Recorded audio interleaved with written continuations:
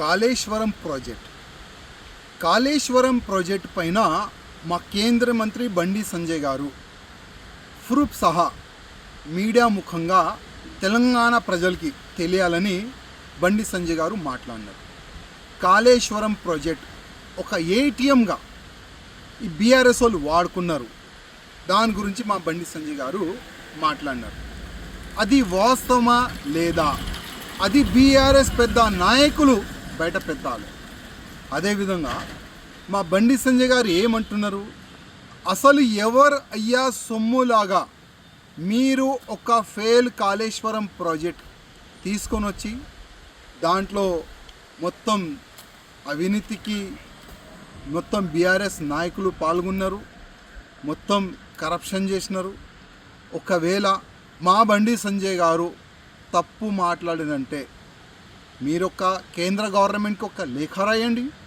కాళేశ్వరం ప్రాజెక్టులో ఒకవేళ అవినీతి జరిగితే సిబిఐ ఎంక్వైరీ చేపియండి అని బీఆర్ఎస్ నాయకులకి నేను అడుగుతున్నా. ఒక లేఖ రాయండి. మీ కేసీఆర్ గారు అంతా అమాయకుడా, సుద్దబూసా మీ కేసీఆర్ గారు?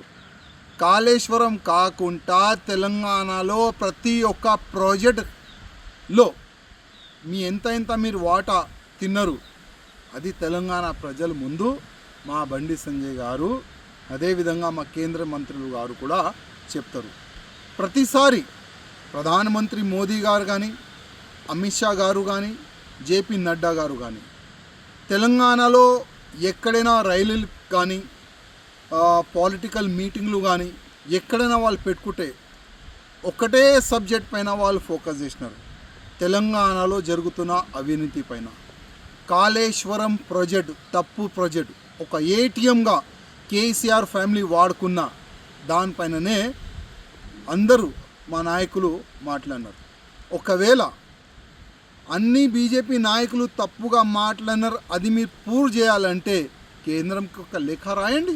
మీలో దమ్ముంటే బండి సంజయ్ గారు కానీ వేరే నాయకులు కానీ కాళేశ్వరం ప్రాజెక్ట్ పైన తప్పుగా మాట్లాడుతున్నారు, ఆ కాళేశ్వరం ప్రాజెక్ట్ పైన ఒక సిబిఐ ఎంక్వైరీ చేపియండి అని ఒక లేఖ రాయండి. మీలో దమ్ముంటే బీఆర్ఎస్ నాయకులకి చెప్తున్నా, మా కేంద్ర మంత్రి బండి సంజయ్ గారు మాట్లాడిన ప్రతి ఒక్క మాట నిజం. అది తప్పు ఉంటే మీరు ప్రూవ్ చేయండి.